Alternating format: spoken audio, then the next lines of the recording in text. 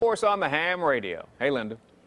Yes, good morning. We are surrounded by radio equipment in here. And I was gonna tell you guys, by the way, when you're listening at the scanner, maybe back at the station, you might hear a voice. It may be this guy right here, John Litz. This is his radio room here in Stockton. He is a member of the Stockton Delta Amateur Radio Club.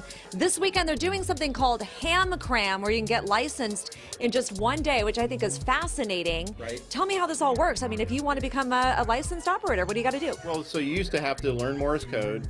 You used to have to take weeks of courses. You don't have to do that anymore. What we do is in a Saturday, we get a group of people together and we teach you how to pass the FCC exam and get your license. Which is why they call it the HamCram. Right. Yeah, you're cramming for a test. You know, think of 2 semesters of chemistry in college in one day, right? Right.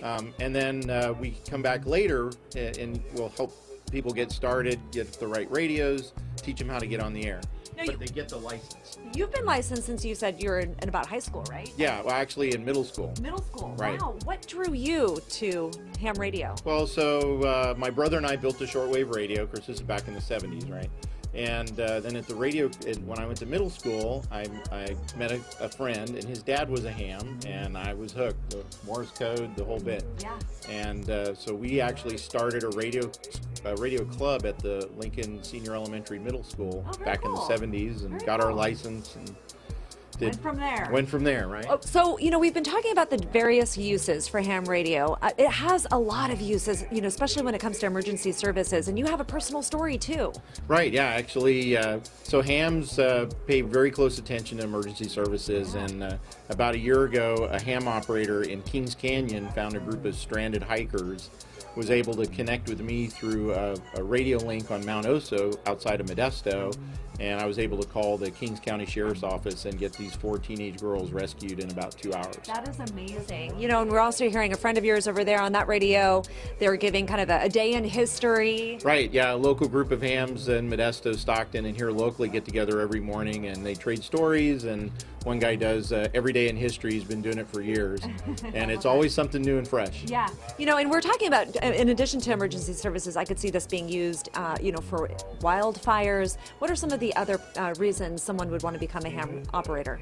So if you like to communicate with people, you know, it's different than the internet, right? It's not like chat or anything, but there's lots of digital modes available to amateur radio operators.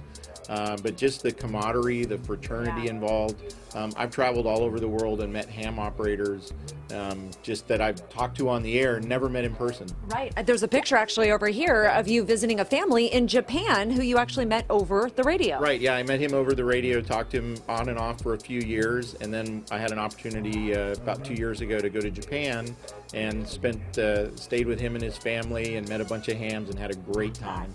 Making friends all over the world. Yeah. Okay, so this event coming up on Saturday, the times, what do people need to do in order to be there? So you can sign up through eventbrite.com. Okay. And it's 8 o'clock Saturday morning, September 1st at Doctors Hospital in Manteca. And just show up. You don't have to study ahead of time. In fact, we encourage most people don't try to study ahead of time. Okay. Let us teach you, and at the end of the day, you'll know whether or not you passed the test. About 95% of people that take the test first time pass. Nice. Okay. Right? Great odds. Yep. And you'll get your license electronically on Monday. Awesome. Hey, and then you can do what this guy does over here on that microphone. They'll even give you some training too, and that's coming up later in the month as well. So after you get your license, you can also go back for more training. Very cool. Absolutely. Yep. Thanks, Linda. Appreciate that.